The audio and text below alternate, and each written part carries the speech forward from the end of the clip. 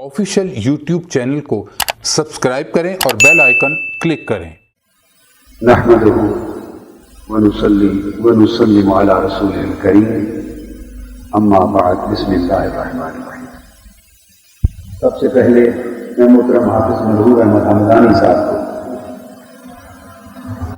इस खुसूसी शान के इनेकाद पर और उनकी ताजपोशी पर मुबारकबाद देता हूँ। सच बात तो ये है कि आका अलैहिस्सलाम का जो नात खान हो उसकी ताजपोशी किसी ने क्या करनी है। आका अलैहिस्सलाम की नात खुद उसके सर का ताज है। वाह वाह वाह वाह वाह वाह वाह, बेशक बेशक। हर एक की ताजपोशी होती है, बादशाहों की भी होती है, शहनशाहों की होती है, उमरा की होती है, वुज़रा की होती है, हर एक की ताजपोशी होती है। क्यों?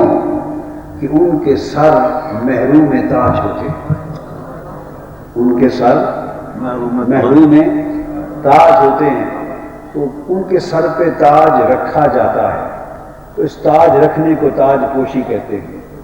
और जिसने आका अलैहिस्सलाम की नात का और आका अलैहिस्सलाम की सना का वजीफा कर लिया, तो जब नात उसने गले लगा ली तो नात खुद उसके सर का ताज बन गया। अब तो हुजूर का हर नात खान रुए जमीन पर साहिब ताज, हर नात खान साहिब ताज है। यही साहिब मेराज का करम है कि जो उनके गुण गाता है वो साहिब ताज बन जाता है। सुभान अल्लाह। इसलिए ताजपोशी तो इनकी हुई है, ताजपोशी इनकी पहले से ही हुई है। ये जो हम रस्म अदा करते हैं, ये तो अदा करने वाले अपनी इज्जत हासिल करते हैं। आका के नात खां और आका के सना खां की ऐसी महफिल मुनक़िद करके और ताज पहनाकर और इस तरह की तकरीबात मुनक़िद करके हम जो बेइज्जत लोग हैं, हम आका के इन सना खानों की इज्जत करके खुद इज्जत की खैरात लेते हैं। तो सारी इज्जतें आका अलैहिस्सलाम की गुलामी में हैं। अल्लाह पाक ने फरमाया वलिल्लाहिल इज्जत, क्या? वलिल्लाहिल इज्जत वलिरसूलिही वलिलमुमिनीन। अल्लाह पाक ने इज्जत के 3 मदारिज बयान किए। कितने? 3 मदारिज बयान किए और फरमाया कि इज्जत तो सारी अल्लाह की, इज्जत तो सारी अल्लाह की और अल्लाह के लिए। अब कुरान मजीद को आप पढ़ लें, जहां अल्लाह पाक इस तरह का कलमा फरमाता है ना, उसमें किसी को शरीक नहीं करना। ये पूरे कुरान में तो मैं अम्र कि अम्र सारा अल्लाह के लिए, उसके साथ उस मुकाम पर किसी को शरीक नहीं किया। जब ऐलान कर दिया कि अम्र सारा अल्लाह के लिए है, तो फिर वहां किसी को शरीक नहीं किया जा सकता, क्योंकि पहली बात की नफी हो जाती है। अभी कहा कि अम्र सारा अल्लाह के लिए है, फिर साथ बता दिया कि फलां फलां के लिए भी है। तो सुनने वाला कहेगा फिर खाली अल्लाह के लिए क्या होगा? समझ गए ना बात? तो जब ये बात होती है वलिल्लाह, लाम इख्तिसास की है, लाम इसमें चीज स्पेशलाइज हो जाती है, स्पेसिफाई हो जाती है, कन्फाइन हो जाती है कि अमर सारा अल्लाह के लिए। जैसे सूरह फातिहा की पहली आयत में फरमाया अल्हम्दु लिल्लाह, हम्द तारीफ सारी अल्लाह के लिए। तो फिर उस मुकाम पर क्या आगे पीछे तो और माना में मजाज में उसकी शान के लायक होता रहता है बयान, मगर उस मुकाम पर जब फरमा दिया अल्हम्दुलिल्लाह, हमद और तारीफ सारी अल्लाह के लिए, तो फिर उस मुकाम पर दूसरों को शरीक नहीं करते। तो आपने 2 मिसालें समझ ली ना कि अम्र सारा अल्लाह के लिए है, फिर उसमें किसी और को शरीक नहीं किया। मगर यहां फरमाया उसी तरह वलिल्लाहिल इज्जत, इज्जत सारी अल्लाह के लिए, ये फरमा दिया। मगर यहां अल्लाह पाक ने उस तरीक को बदल दिया, उस तरीक को बदल दिया। तो फरमाया कि इज्जत तो सारी अल्लाह के लिए है। बारी ताला تو کسی اور کے لیے بھی ہے یا نہیں؟ تو فرمایا میں تو ساری عزتوں کا خالق ہوں، اور جو ساری عزت میرے لیے ہے، اور میں اپنی ساری عزت کا مظہر اپنے مصطفیٰ کو بنا دیتا ہوں۔ وَلِلَّهِ الْعِزَّةُ وَلِرَسُولِهِ، سبحان اللہ، عزت ساری اللہ کے لیے ہے اور اس کے رسول کے لیے، اور اس کے رسول کے لیے۔ تو ساری عزت جو اللہ کے لیے ہے، اس نے فرمایا کہ میرے محبوب یہ عزت میں تیرے سر پہ رکھتا ہوں، یہ ساری عزت تیرے سر پہ رکھتا ہوں، تو اللہ کے لیے بھی ہے اور اللہ کے رسول کے لیے بھی ہے۔ تو فرمایا کہ رسول کے علاوہ حکم ہوا جو پھر اس رسول کے غلام ہو جائیں۔ اللہ نے عزت کا مظہر مصطفیٰ کو بنا دیا، اور مصطفیٰ کا کرم یہ کہ جو ان کی غلامی میں آ جائے، آقا نے فرمایا کہ میری غلامی کے باعث عزت کا تاج میں سب مومنوں کے سر پہ رکھ دیتا ہوں۔ واہ واہ واہ، وَلِلْمُؤْمِنِينَ، عزت ساری اللہ کے لیے اور اس کے رسول کے لیے اور مومنوں کے لیے۔ تو اللہ سے عزت رسول کو ملی، اللہ سے عزت کس کو ملی؟ رسول کو ملی، اور رسول سے عزت مومنوں کو، جن کی زندگی ساری محمد محمد کرے دے گزر، واہ واہ واہ واہ واہ، جن کی زندگی ساری محمد محمد میرے پیتم جیسا اور نہ کوئی، اللہ، جو ساری زندگی لوگوں کو یہ سبق دیتے رہے کہ میرے پیتم جیسا اور نہ کوئی، اور محمد محمد کرے دے گزر گئی۔ تو آقا کے ذکر اور پیار اور محبت اور عظمت کے جو جوت جگائیں اور محفلیں سجائیں اور حضور کے گن گائیں اور ترانے گائیں اور نغمے بجائیں اور زندگی ساری حضور کی باتیں کرتے رہیں، تو ان سے زیادہ آقا کی عطا کردہ عزت کا حقدار اور کون ہے؟ اس لیے ایک زمانہ تھا، میں کہا کرتا تھا کہ بہت سے لوگ نعت خوانوں کو اپنا بیگ یا بریف کیس اٹھا کے چلنے والا بنایا کرتے تھے۔ یعنی نعت خوانوں کی ریلیونس یہ ہوتا تھا کہ جس نے تقریر کرنی ہے نعت خوان اس کا بیگ اٹھا کے چلے۔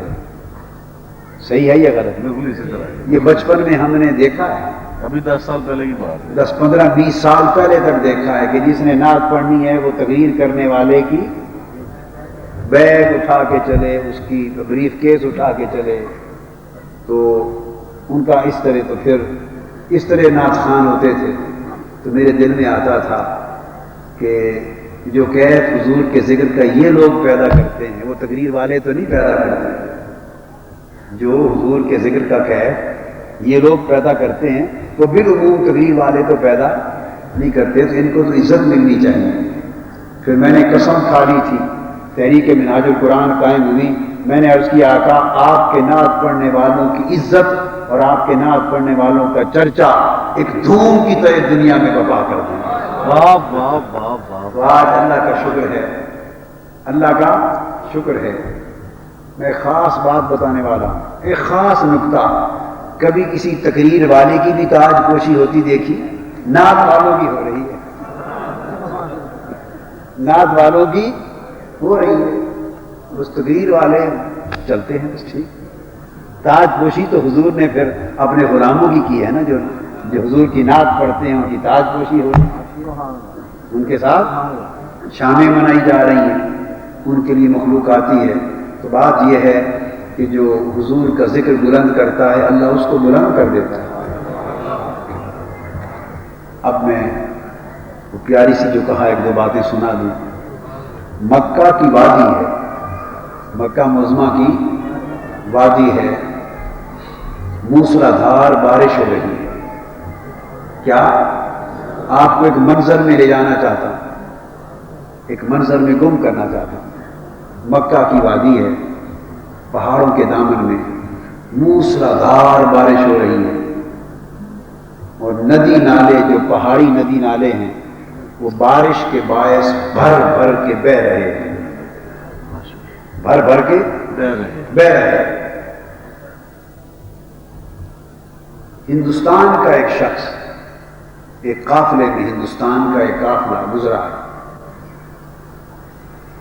وہ ملک شام کی طرف تجارت کی غرض سے جا رہا ہے، ملک شام کی طرف تجارت کی غرض سے جا رہا ہے۔ وہ قافلہ مکہ معظمہ کے نواح میں اس وادی میں پہنچتا ہے۔ وہ قافلہ دیکھتا ہے کہ ایک چھوٹی عمر کا معصوم بچہ بڑا خوبصورت، بڑا من کو بھانے والا، من بھانولا، سانولا من بھانولا، خوبصورت، دل کو لبھانے والا ایک پیارا معصوم بچہ کے چہرے پہ نگاہ پڑے تو ہٹانے کو جی نہ کرے۔ وہ بکریاں چرا رہا ہے، وہ بکریاں چرا رہا ہے، اور بکریاں نالا عبور کر کے آگے گزر گئی ہیں، اور وہ چھوٹی عمر کا معصوم بھرا ہوا نالا ہے، بارش سے بھر کے بہ رہا ہے، وہ نہر کے کنارے، نالے کے کنارے کھڑا سوچ رہا ہے کہ میں کیسے گزروں۔ چھوٹی سی عمر ہے، 6-7 سال 8 سال کی عمر ہے، کیا 7-8 سال کی عمر ہے، نالا بھر کے بہ رہا ہے، بکریاں گزر گئی ہیں، وہ ایک معصوم خوبصورت چاند، چودھویں کے چاند کی طرح مکڑے والا خوبصورت کھڑا تک رہا ہے کہ میں کیسے گزروں۔ اللہ اللہ اللہ۔ اتنے میں وہ ہندوستان کا قافلہ جو ملک شام میں تجارت کے لیے جا رہا تھا وہ پہنچ گیا۔ ان میں ایک شخص ہے، اس کا نام ہے رتن۔ کیا نام ہے؟ رتن۔ رتن بٹھنڈا کا رہنے والا ہے۔ انڈیا میں گاؤں سنا کیا؟ بٹھنڈا، وہاں کا رہنے والا ہے۔ تو میں نے بٹھنڈا نہیں دیکھا، میں انڈیا تو گیا ہوں مگر معروف شہر دیکھے، بٹھنڈا نہیں دیکھا۔ تو وہ پھر بڑی مدت کی بات ہے، ایک مرتبہ دل میں یہ آگے جب واقعہ سنیں گے تو آپ کو بات یاد آئے گی۔ تو پھر میری خواہش ہوئی کہ کبھی جانا تو نہیں ہوا تو باری تعالیٰ وہ جو حضور کا فیض یافتہ بٹھنڈا والا رتن وہ جگہ خواب میں ہی دکھا دے۔ تو پھر وہ اللہ پاک نے بٹھنڈا اور ان کا مزار اور وہ جگہ مجھے خواب میں دکھائی۔ واہ واہ واہ۔ تو بس وہی خواب کا ایک نقشہ ہے بٹھنڈا کا ذہن، اللہ اللہ اور نہیں۔ تو وہ بٹھنڈا کا رہنے والا رتن نامی ہندو، رتن نامی ہندو قافلے میں وہ وہاں پہنچا۔ اس نے دیکھا کہ یہ خوبصورت سا ایک معصوم بچہ ہے، تو نالے سے گزرنے نہیں پا رہا۔ اس نے اس کو پوچھا اور اشارہ کیا اور پھر اٹھا لیا اپنے کندھوں پر اور اٹھا کے وہ نالا کراس کروا دیا، نالے سے گزر کے دوسری طرف اتار دیا۔ اور وہ رتن یہ کہتے ہیں کہ جب میں نے اتارا تو وہ عربی بچہ تھا، عربی تھا، تو اس نے عربی زبان میں، مجھے اور تو سمجھ نہ آئی مگر اتنا پتہ چلا، عمر کا نام لیا تو میں نے اندازہ کیا میری درازی عمر کی دعا کی ہے۔ اس نے کہا اللہ تیری عمر دراز کرے۔ میں ساتھ ہو گیا، بڑی میٹھی میٹھی آواز تھی، کان لگا کے سنوں۔ اس نے دوسری بار پھر کہا، چل پڑا، چلتا گیا اور پھر مجھے کہا اللہ تیری عمر دراز کرے۔ وہ بول اتنے میٹھے لگے، میں ساتھ چلتا گیا۔ اس نے پھر تیسری بار کہا اللہ تیری عمر دراز کرے۔ میں چلتا گیا ساتھ اور وہ میٹھے میٹھے بول بولتا گیا، 7 مرتبہ اس کے منہ سے نکلا اللہ تیری عمر دراز کرے۔ سبحان اللہ سبحان اللہ۔ میں نے کہا کتنا سخی اور کتنا جواب اور کتنا کریم بچہ ہے۔ میں نے ایک بار اس کو اتارا، اس نے 7 بار دعا دی تیری عمر دراز۔ بس گزر گیا۔ وہ پھر شام کو چلے گئے، قافلہ تجارت کر کے واپس انڈیا آ گیا۔ مدت گزر گئی، مدت اس بات کو آپ سمجھیں کوئی 45 46 47 سال گزر گئے، بات بھولی بسری ہو گئی۔ وہ رتن کہتے ہیں کہ 14ویں رات کا چاند چمک رہا تھا اور ہم اپنے گاؤں میں چارپائیاں ڈال کر باہر جنگل میں لیٹے ہوئے تھے. 14ویں رات کا چاند چمک رہا تھا. وہ کہتے ہیں اچانک دیکھا کہ چاند آسمان پر ہلنے لگ گیا. ہلنے لگ گیا.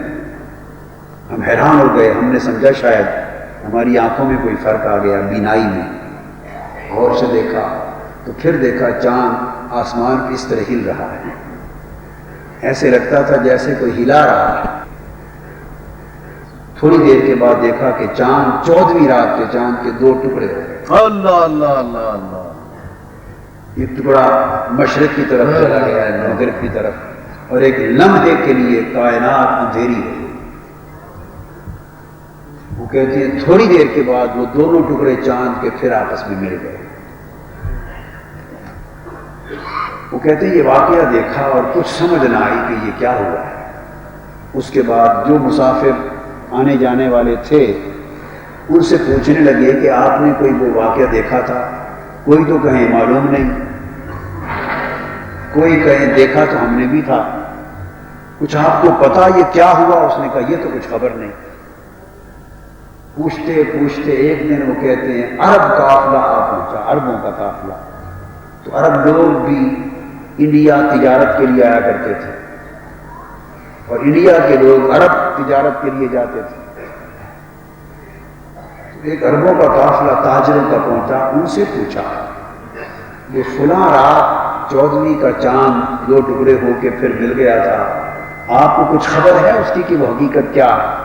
انہوں نے کہا ہاں ہمیں خبر ہے.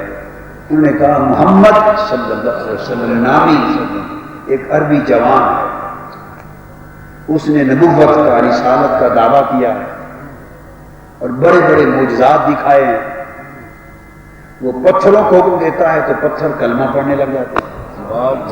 وہ درختوں کی طرف اشارہ کرتا ہے, درخت سجدہ ریز ہو جاتے ہیں. جانور اس کی بارگاہ میں آ کے سجدے میں گر پڑتے ہیں. سبحان اللہ. مردے زندہ ہو جاتے ہیں. سبحان اللہ. سبحان اللہ. بے شک. وہ تھوڑے سے دودھ کو 70 آدمیوں میں پلا دیتا ہے. سبحان اللہ. تھوڑا سا دودھ 70 آدمی پی لیتے ہیں. تھوڑا سا پانی ہو تو 1400 آدمیوں کو اس میں سے غسل کرا دیتا ہے. سبحان اللہ. جدھر گزر جائے سبزہ شادابی ہو جاتی ہے. ایک عجیب کیفیت ہے, ان کے معجزات ہیں. تو یہ سارے مناظر دیکھ کر ان سے مکہ والوں نے مطالبہ کیا تھا کہ یہ تم جادوگر ہو, تم جادوگر ہو. تو انہوں نے کسی سے دریافت کیا تو کسی سمجھدار جادوگر نے کہا کہ جادو آسمان پر اثر نہیں کرتا, جادو آسمان پر اثر نہیں کرتا. تو معجزہ مانگا کہ آپ کو یہ آسمانی معجزہ دکھا دیں. سبحان اللہ. تو مکہ کے قریش نے ان سے مطالبہ کیا کہ آپ چاند کو ٹکڑے کر دیں. تو انہوں نے انگلی سے چاند کو ٹکڑے کر دیا تھا اور دونوں ٹکڑوں کو پھر ملا دیا تھا. تو یہ واقعہ اس طرح اس محمد صلی اللہ علیہ وسلم نامی کے دست مبارک سے پیش آیا اور وہ نبوت اور رسالت کا دعویٰ کرتے ہیں. بس اتنی بات ہے. اس بات کو ایک عرصہ گزر گیا. رتن ہندی جو تھے وہ کہتے ہیں کہ بس پھر اشتیاق پیدا ہوا کہ ہماری زندگی میں اگر ایسی ہستی ہے تو جا کے کیوں نہ دیکھیں. تو پھر چل پڑے. کچھ وقت گزر گیا تیاری کرنے میں. تیاری کر کے چلے, چلتے چلتے چلتے مکہ جا پہنچے, مکہ معظمہ. جب مکہ معظمہ پہنچے تو جا کے پوچھا آقا علیہ الصلوۃ والسلام کا نام لے کر پوچھا لوگوں سے کہ اس محمد نامی کوئی عربی جوان ہیں قریش میں؟ انہوں نے کہا ہیں. وہ کہاں ہیں؟ انہوں نے کہا وہ تو ہجرت کر کے مدینہ جا چکے. ہجرت کر کے مدینہ جا چکے. پتہ لیا, مدینے چل پڑے. جب مدینہ طیبہ پہنچے, ابھی ہندو ہے, مدینہ طیبہ پہنچے آقا علیہ السلام کا دریافت کیا تو انہوں نے بتایا کہ وہ مسجد نبوی ہے، اس کے سین میں یہ وقت ہے، کچھ اور صحابہ بیٹھے ہوں گے، غلام ان کے ساتھ مجلس میں بیٹھے ہوں گے۔ تو مسجد نبوی میں آئے، آقا علیہ السلام کو پہچان لیا، ان کے قدموں پہ جا گرے اور کہا میں ہندوستان سے آیا ہوں، ہند سے، آپ کے معجزات کا ذکر سنتا ہوں، کوئی معجزہ مجھے بھی دکھا دیں، کوئی معجزہ مجھے بھی دکھا دیں تاکہ ہم بھی مسلمان ہو جائیں۔ تو آقا علیہ السلام نے اس کو دیکھا اور مسکرا پڑے اور فرمایا تمہارے لیے وہی معجزہ کافی نہیں جب مجھے کندھوں پہ اٹھا کے نالا پار کرایا تھا۔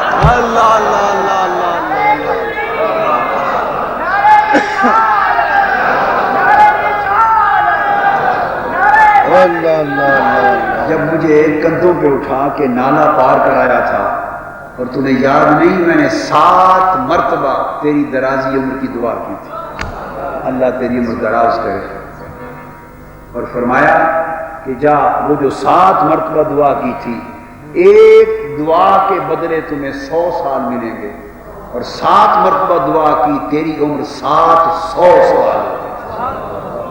سبحان اللہ۔ یہ معجزہ کافی؟ بس وہ کہتے ہیں میں قدموں پہ گر پڑا، قدموں پہ گر پڑا اور کلمہ پڑھ کے کلمہ شہادت مسلمان،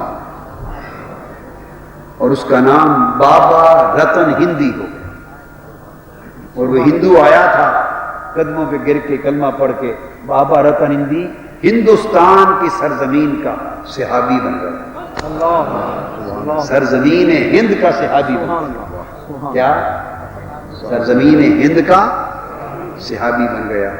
اور اب جو صحابہ کرام میں جو راویان حدیث ہیں، حدیث کو روایت کرنے والے، ان پر جو اسماء اور رجال کی کتابیں ہیں، اس میں جب رے آتا ہے نا، رے، تو جب جہاں باقی صحابہ کے نام آتے ہیں اس رے میں آج بھی اسماء اور رجال کی کتابوں میں رتن کا نام بھی آتا ہے، سبحان اللہ، رتن۔ سبحان اللہ، سبحان اللہ۔ اور پھر بابا رتن ہندی نے 700 سال عمر پائی، کتنی؟ 700 سال عمر پائی۔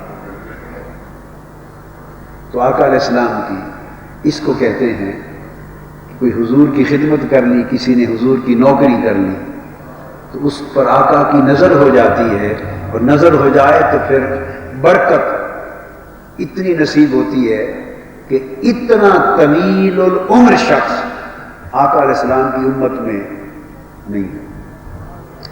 بس ایک لمحے کی نوکری کے اٹھا کے گزار دیا، حضور کو ایک نوکری سے خوش کر دیا، بس حضور خوش ہو گئے تو 700 سال عطا کر دیا، خوش ہو گئے تو 700 سال عطا کر دیا، اتنی برکت عمر میں ہو گئی۔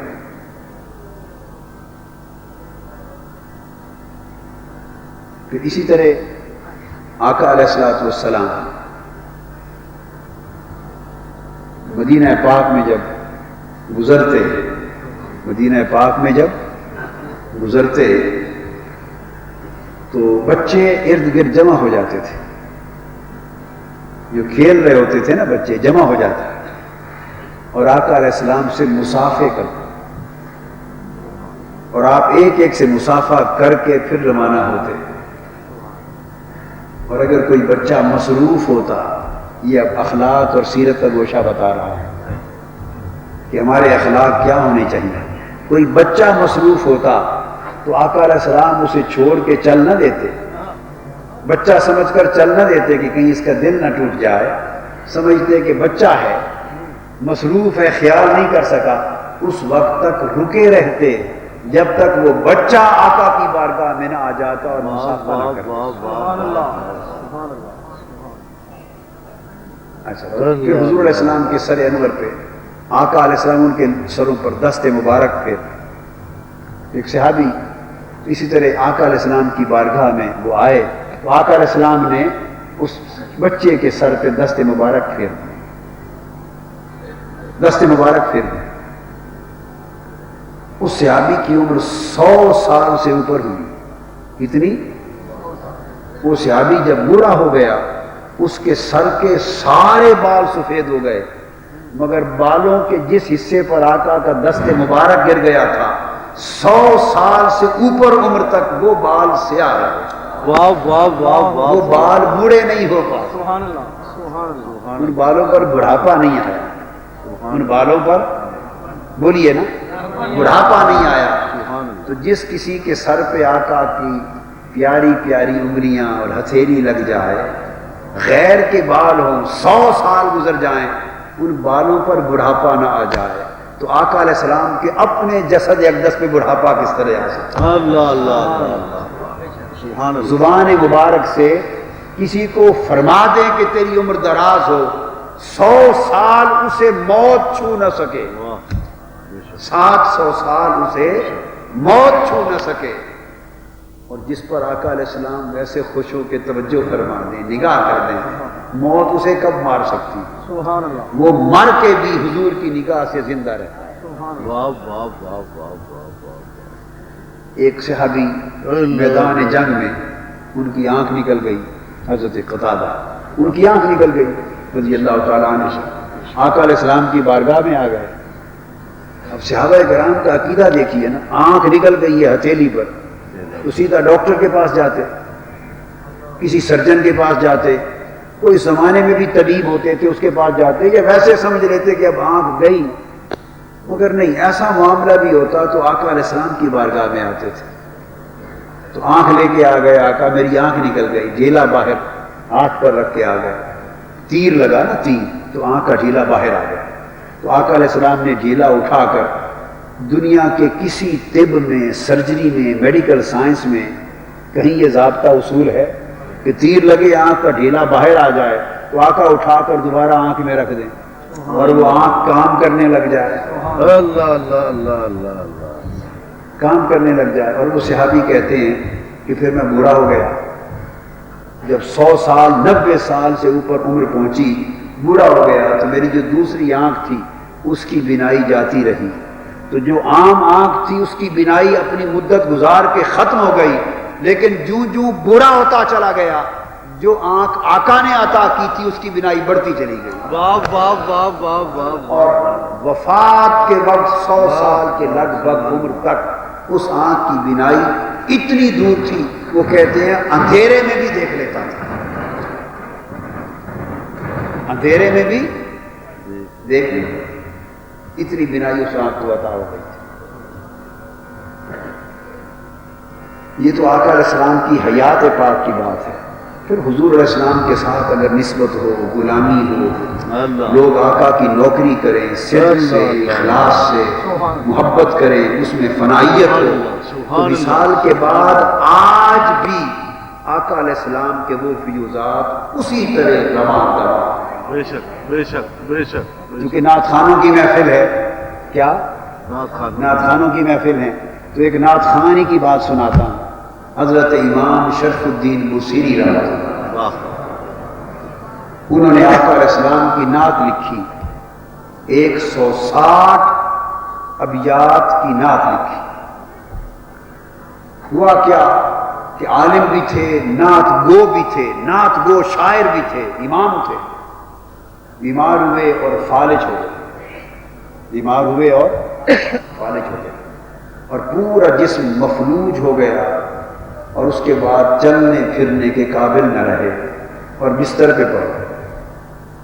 15 سال گزر گئے بستر پہ پڑے ہوئے، فالج کا علاج نہ ہوا، مفلوج ہو کر 15 سال سے بستر پہ پڑے ہیں، نہ اٹھ سکتے ہیں، نہ بیٹھ سکتے ہیں، نہ چل سکتے ہیں، نہ کوئی کام کر سکتے۔ اس فالج زدہ کیفیت میں خیال آیا کہ زندگی کا بھروسہ نہیں، زندگی پر بہت کچھ لکھا ہے، ایک آقا علیہ السلام کی نعت بھی لکھ دوں۔ واہ، سبحان اللہ تو آقا علیہ السلام کی نعت لکھ دی، مولا صلی وسلم دائما ابدا علی حبیبک خیر الخلق کلہم امن تذکر جیران بذی سلم۔ صحرا کی بات کی اور صحرا کے خیموں کی بات کی اور خیموں میں رہنے والے حسینوں کی بات کی، واہ واہ واہ۔ تو قصیدہ بردہ شریف وہ لکھ دیا۔ جب لکھ کے لیٹ گئے تو رات کو آقا علیہ السلام خواب میں تشریف لائے، سبحان اللہ خواب میں تشریف لائے، ملے اور فرمایا بصیری وہ جو نعت لکھی ہے میری قصیدہ لکھا ہے سبحان اللہ اٹھ وہ قصیدہ تو سنا سبحان اللہ سبحان اللہ وہ قصیدہ قصیدہ تو سنا اب وہ خواب میں عرض کرتے ہیں خواب میں بھی ان کو معلوم ہے کہ میں تو مفلوج ہوں عرض کرتے ہیں یا رسول اللہ صلی اللہ علیہ وسلم میں 100 بار اٹھوں قربان جاؤں پر میں تو اٹھ نہیں سکتا میں تو مفلوج ہوں آپ علیہ السلام نے اپنا دست مبارک پھیر دیا سبحان اللہ دست مبارک پھیر دیا فرمایا اٹھ امام بصیری اٹھ بیٹھے شفا یاب ہو واہ واہ واہ واہ ابھی تک یہ منظر خواب کا ہے خواب میں شفا یاب ہو گئے اٹھ کے بیٹھ گئے آقا علیہ السلام نے فرمایا قصیدہ پڑھ انہوں نے جھوم جھوم کے حضور کی نعت پڑھی سبحان اللہ جھوم جھوم کے آقا علیہ السلام کی سبحان اللہ نعت پڑھی اور یہ میں اس لیے بھی آ جاتا ہوں کہ رات کو حضور کی نعت سننا خود حضور کی سنت ہے اللہ اللہ اللہ رات کو آ کے سنی تھی نا کیا رات کو سنی تھی اور سنی کس نے تھی اپنی نعت خود سنی تو رات کو حضور کی نعت سننا خود حضور کی سنت ہے بڑی عبادت ہے تو نعت پڑھی آپ نے سنی جھوم کے سنتے رہے جب قصیدہ ختم کیا تو آقا علیہ السلام نے اپنی چادر عطا فرمائی چادر کو عربی زبان میں بردہ کہتے ہیں کیا کہتے ہیں بردہ تو چادر عطا کر دی اس لیے اس قصیدہ کا نام قصیدہ بردہ پڑ گیا کہ چادر والا قصیدہ کیا ورنہ یہ اس پورے کے پورے قصیدے میں چادر کا ذکر نہیں ہے اس پورے کے پورے قصیدے میں بردہ کا ذکر نہیں ہے تو جب اس کا ذکر ہی نہیں جس مضمون کا تو وہ نام کیسے پڑ گیا جس مضمون کا بیان نہیں ساری نعت میں تو وہ نام کیسے پڑ گیا وہ یہ کہ آقا نے قصیدہ سنا چادر عطا کر دی سبحان اللہ اس لیے یہ چادر عطا کرنا بھی تاج پوشی تھی نا ایک طرح کی ہے تاج پوشی تھی آقا نے اپنی چادر کا تاج عطا کر دیا اپنے نعت گو کو تو دیکھیے نا دین کی خدمت تو اس نے ساری زندگی کی ہوگی بعض بھی ساری زندگی کیے ہوں گے خطاب بھی ساری زندگی کیے ہوں گے کتابیں بھی ساری زندگی لکھی اور پڑھایا بھی ساری زندگی کتابیں بھئی علم کا شغل تو ساری زندگی کیا ہوگا مگر اس طرح کسی رات حضور نے آ کے جگایا تو نہیں تھا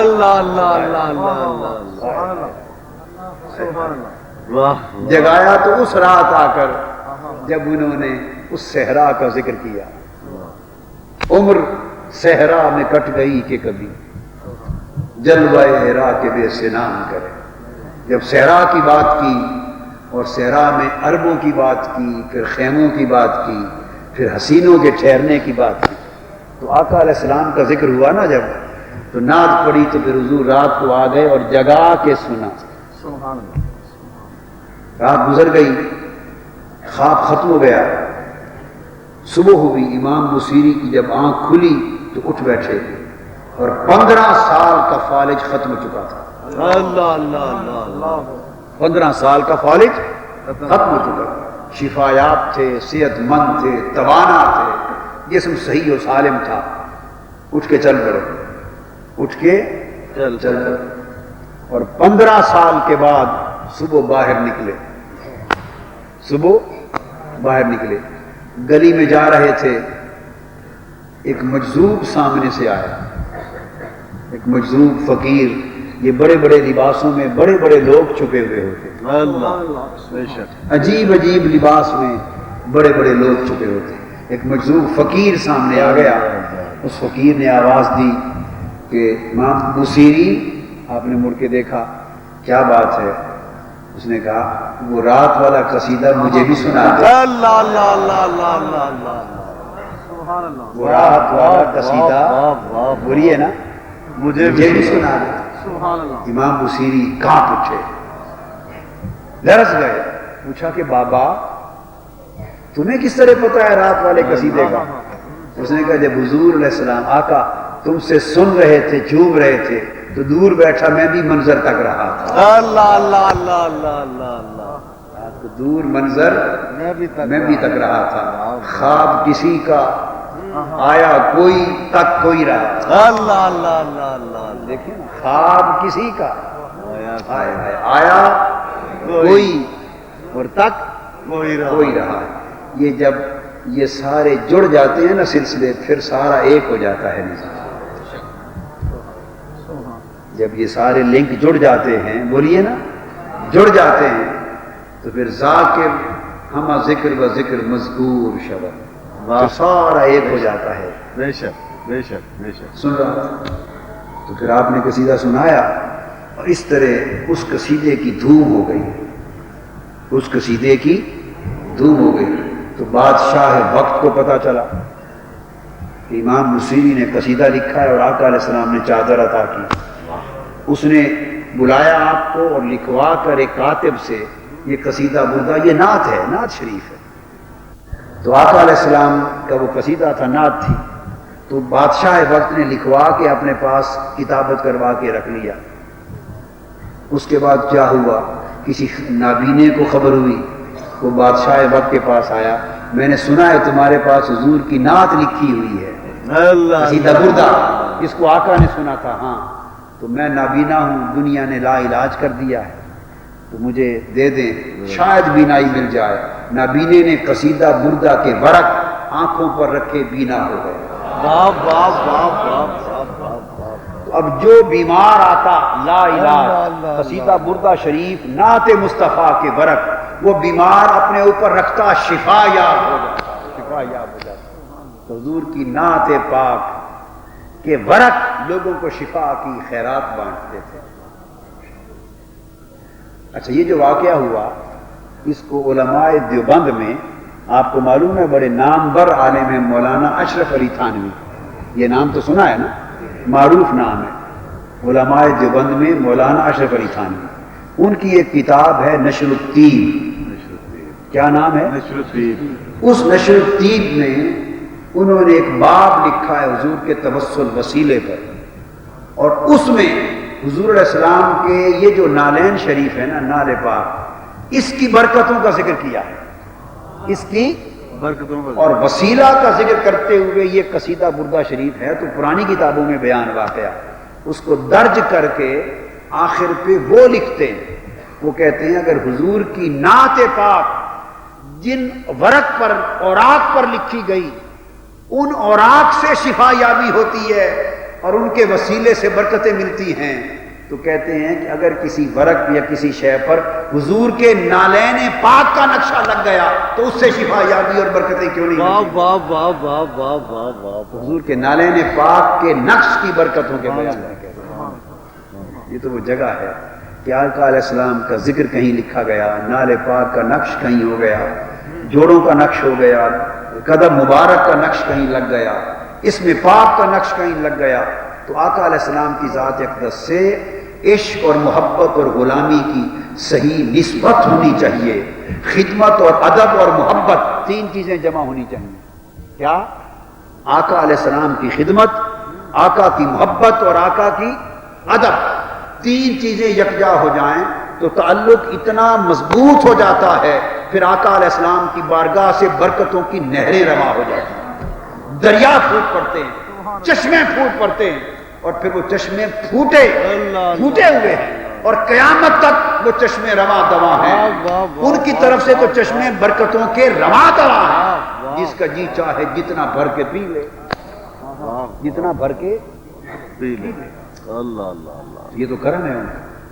اب آخری ایک اور بات اور واقعہ سنا کے ختم کرتا ہوں، وہ تازہ واقعہ، ہندوستان کے ایک بزرگ ہو گزرے ہیں، قلندر بزرگ تھے، انہیں حضور علیہ السلام کی زیارت، یہ حاجی امداد اللہ مہاجر مکی رحمۃ اللہ علیہ نے بیان کیا۔ فرماتے ہیں کہ وہ قلندر صاحب کو حضور علیہ السلام کی زیارت بڑی کثرت سے ہوتی تھی، آقا علیہ السلام کی۔ اب یہ حضور کی نسبت کی بات کی نا، تو نسبت والوں کے پاس کتنی برکت ہوتی ہے یہاں پر ختم کرتے ہیں۔ آقا علیہ السلام کی زیارت ہوتی تھی کثرت کے ساتھ، وہ حج پر گئے، پہلا زمانہ تھا تو اس وقت لوگ اونٹوں پر سواری کرتے تھے، کہاں؟ اونٹوں پر سوار اونٹوں پر سواری کرتے تھے. تو وہ پہنچے مکہ معظمہ سے حج کر کے مدینہ پاک جا رہے تھے. تو اونٹ کرائے پہ لیا. تو چھوٹا سا بچہ تھا ایک، اس کا اونٹ تھا، اس کے ساتھ سودا طے کر لیا. تو وہ بچہ آپ کو اونٹ پر بٹھا کر چل پڑا. چھوٹی عمر کا بچہ تھا. اب وہ لمبا سفر تھا، فاصلے لمبے تھے، منزلیں آتی تھیں. تو اس بچے کو نیند آ گئی. یہ بزرگ بھی تھے، آقا علیہ السلام کی کثرت سے زیارت کی نعمت بھی نصیب ہوتی اور جلالی بھی تھے. کیا؟ جلالی بھی تھے. تو چل پڑے. اس بچے کو نیند آ گئی تو دیر ہو گئی اٹھنے میں اس کے. تو منزل آپ نے ابھی جس ٹائم پر پہنچنا تھا منزل چلی گئی آگے. تو افسوس ہوا ان کو کہ انہوں نے مجھے مدینہ پاک پہنچنے میں اس بچے نے دیر کر دی. غلبہ تو عشق کا تھا، غلبہ تو اس آرزو کا تھا کہ مدینہ پاک کی حاضری جلد ہو. اس تڑپ میں محو تھے، مگر اس کیفیت میں، اس غلبہ آرزو میں، غصے میں آ کے اس بچے کو تھپڑ مارا کہ تم نے دیر کر دی اٹھنے میں اور ہمارا قافلہ چلا گیا اور میں مدینہ پاک حاضری میں دیر ہو گئی، مجھے تھپڑ مار دی. جس بچے کو تھپڑ مارا وہ اونٹ والا بچہ، وہ خود سید زادہ تھا اور مدینہ پاک کا سید بچہ، مدنی بچہ اور سید زادہ، سادات مدینہ میں سے تھا. جمال، اونٹ لے کے چلنے والا جمال بچہ، مدنی سید. ایک مدنی، پھر سید، پھر معصوم بچہ. پتہ نہیں تھا تھپڑ مار دی. اللہ اللہ اللہ اللہ اللہ. جب مدینہ پاک پہنچے، ہندوستان تھے تو ہر وقت زیارت ہوتی تھی. مدینہ پاک پہنچ گئے، انتظار میں رہے تو آقا کی زیارت بند ہو گئی.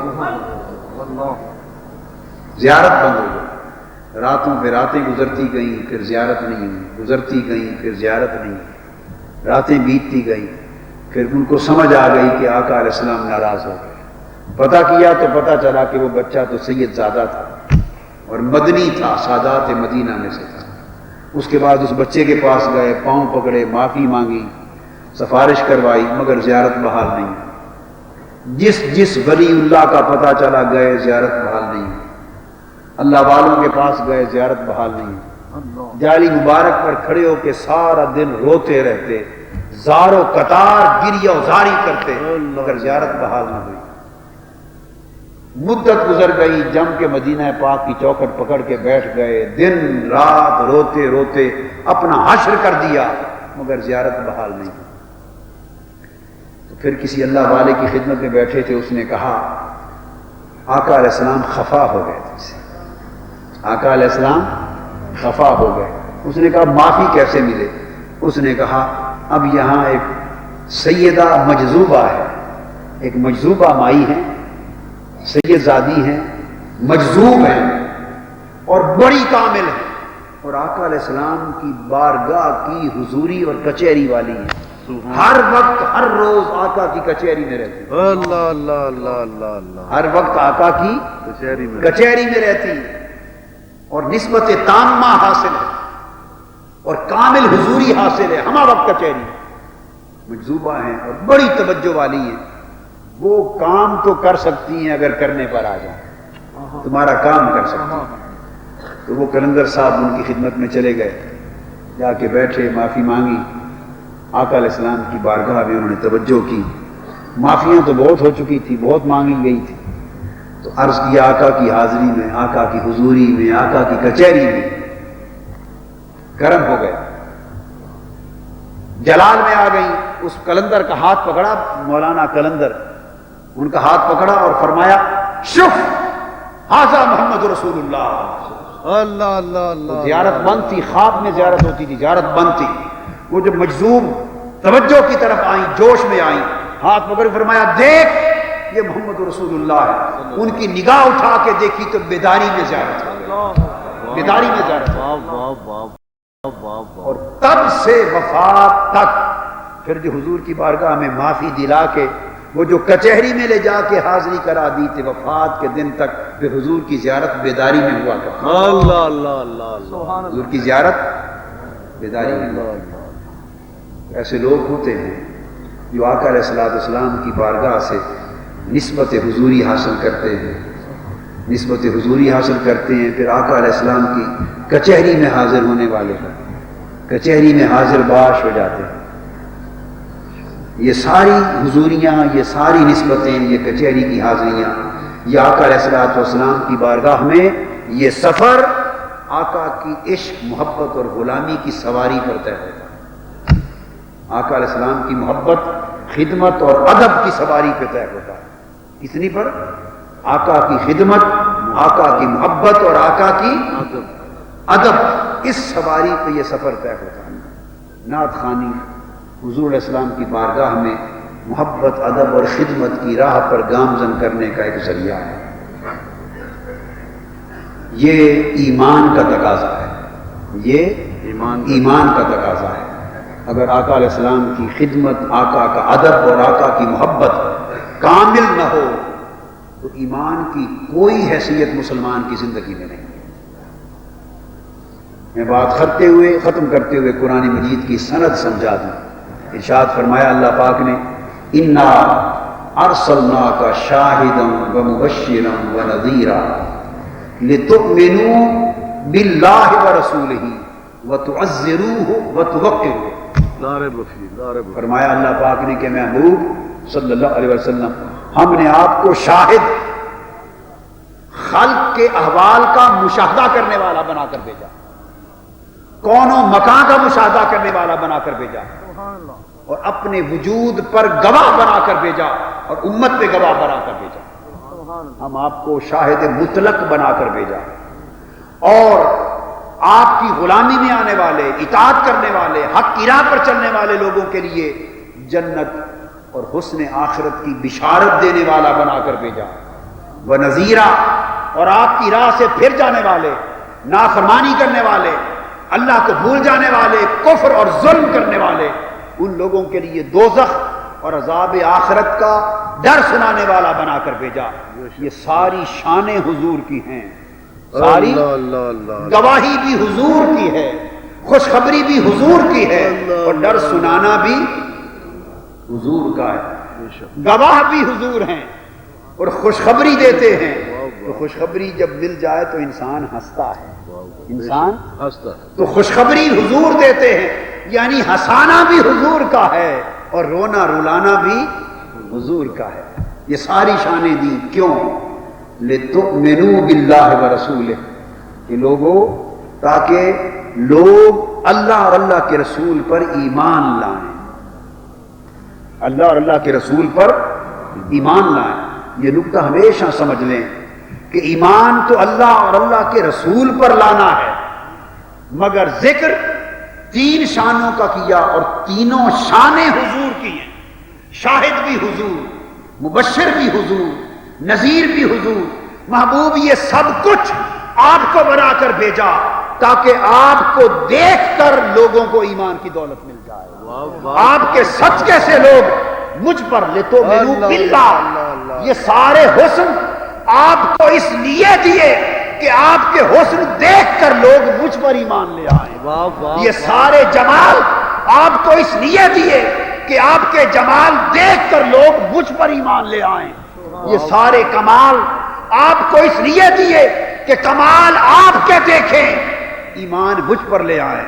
تو لوگوں، اللہ پر ایمان اسی کا معتبر ہے جو جلوہ مصطفیٰ کا کرے، ایمان خدا پر، جو تعلق مصطفیٰ سے رکھے، بندگی خدا کی کرے، جو غلامی مصطفیٰ کی کرے، عبادت خدا کی کرے، جو مصطفیٰ کا ہو کر خدا کا بنے، اسی کا خدا ہے، اور جو مصطفیٰ کا نہ ہوا وہ کبھی خدا کا نہ ہوا۔ خدا اسی کا ہوا جو مصطفیٰ کا ہوا۔ بے شک بے شک بے شک۔ فرمایا انا ارسلناک، محبوب آپ کو بھیجا، کیا آپ کو بھیجا، شاہدیت کا حسن دے دیا، مبشریت کا چمک دمک دے دی، نذیریت کا رعب دے دیا۔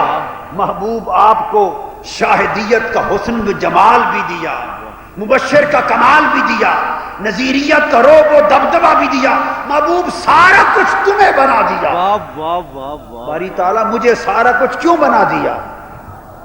اللہ اللہ اللہ، باری تعالیٰ حضور کو سب کچھ کیوں بنا دیا؟ فرمایا اس لیے بنا دیا، سارا کچھ اس کو بنا دیا، سب کچھ اس کو پہنا دیا، سارے جلوے اس پر چڑھا دیے، سارے رنگ اس پر چڑھا دیے، اتنا حسین اور باکمال بنا دیا۔ کیوں؟ اس لیے تاکہ لوگ اس کو دیکھیں اور مجھے مان جائیں۔ اللہ اللہ اللہ اللہ اللہ اللہ، اس کو دیکھیں سبحان اور مجھے مان جائیں، سبحان کیونکہ اللہ، مجھے تو نہ کسی سبحان نے اللہ، دیکھا سبحان اللہ، نہ دیکھنا ہے، تو مجھے تو صرف یہ حکم ہے کہ مجھے مانو، مجھے مانو۔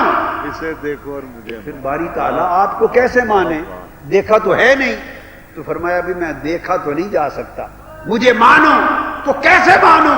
بس طریقہ بتا دیا، اس کو دیکھتے جاؤ مجھے مانتے جاؤ، واہ واہ واہ واہ واہ واہ، سبحان اللہ، سبحان اللہ، اس کو دیکھتے جاؤ سبحان اللہ، مجھے مانتے جاؤ۔ یوں سوچو کہ جب یہ ایسا ہے تو اس کا بنانے والا اللہ کیسا اللہ اللہ اللہ اللہ اللہ، ہے؟ جب یہ ایسے ہیں اس کا بنانے والا کیسا کیسا ہوگا؟ ہوگا، ہائے واہ ہائے۔ واہ واہ واہ، بس یہی ایمان، وہ مصور کیسا ہوگا جس کی یہ تصویر ہے۔ اس لیے فرمایا لِتُؤْمِنُوا بِاللَّهِ وَرَسُولِهِ، یہ ساری شانیں مصطفیٰ کو اس لیے عطا کی ہیں کہ لوگ مجھ پر ایمان لائیں۔ سبحان اللہ، اللہ پر ایمان ہو گیا تو باری تعالیٰ اب اس کے بعد کیا کریں؟ آپ پر تو ایمان ہو گیا، فرمایا بس میں تو یہی چاہتا تھا کہ مجھ پر ایمان لاؤ، باقی نوکری مصطفیٰ کی ہے۔ اللہ اللہ اللہ، وہ کیا؟ فرمایا وَتُعَزِّرُوهُ، اور میرے مصطفیٰ کی خدمت کرو، مدد کرو۔ کیا؟ حضور کی مدد کرو۔ مدد کیا ہے؟ حضور کی نوکری کرو۔ اللہ حضور نہ اللہ، کسی کی مدد کے محتاج ہیں، حضور کو تو اللہ کی مدد کافی ہے، تو ہمیں جو کچھ دیا اس کی مدد کرو۔ اس کا مطلب کیا ہے؟ حضور کی نوکری کرو، واہ واہ واہ، حضور کی چاکری کرو، بے شک بے شک بے شک، حضور کے جھاڑو بردار بن جاؤ، نوکری کرو، چاکری کرو، حضور کے دین کی خدمت کرو، نصرت کرو، یہ بھی حضور کی کرو۔ اس کے بعد آگے فرمایا وَتُوَقِّرُوهُ، اور تعظیم اور ادب بھی حد سے بڑھ کر اسی کا کرو۔ واہ، سبحان اللہ سبحان اللہ، نوکری بھی اسی کی کرو، سبحان اللہ سبحان اللہ، اور ادب اور تعظیم وہ بھی اسی کی کرو۔ اور توقروہ، باری تعالیٰ کتنا ادب کریں؟ تو توقیر کا معنی ہے حد سے بڑھ کر ادب کرنا۔ واہ واہ واہ واہ، کیا؟ حد سے حد سے بڑھ کر ادب کرنا۔ تو میں بات ختم کرنے لگا ہوں ایک جملے پر، آخری جملہ توجہ سے سن لیجیے گا، وہ زندگی بھر یاد رکھنا، ایک ہی جملہ آخری۔ تو فرمایا وَتُوَقِّرُوهُ، اس محبوب کا ادب یہ ہے کہ حد سے بڑھ کے ادب کرو۔ ادب یہ ہے کہ حد سے بڑھ کے ادب کرو۔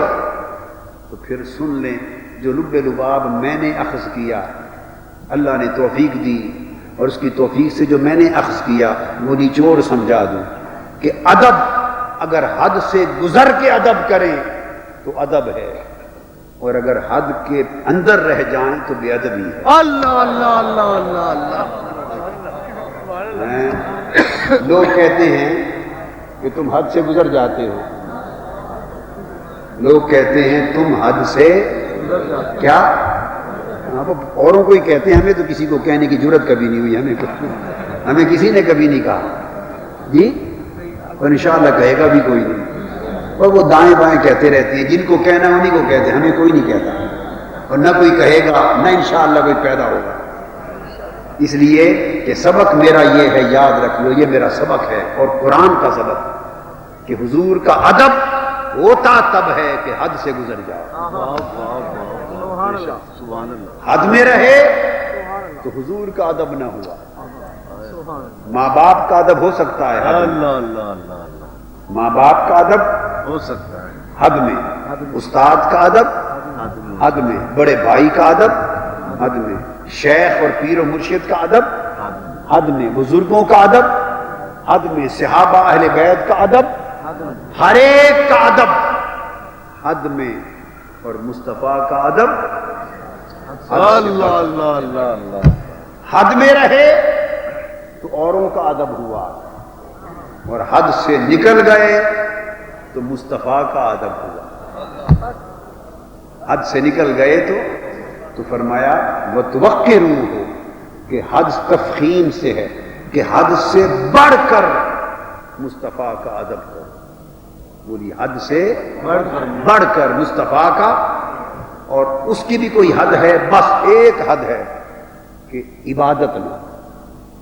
کیا بولیے؟ عبادت نہیں. باقی ساری حدیں حضور کے ادب میں گم ہیں, فنا. اللہ اللہ اللہ اللہ. اللہ تبارک و تعالی ہمارے حال پہ کرم فرمائے اور حضور علیہ الصلوۃ والسلام کے عشق اور محبت اور آپ کی غلامی میں زندہ رکھے, اسی میں مارے اور آپ کے نالے نے صلی اللہ تعالی علیہ وسلم. آفیشیل یوٹیوب چینل کو سبسکرائب کریں اور بیل آئیکن کلک کریں.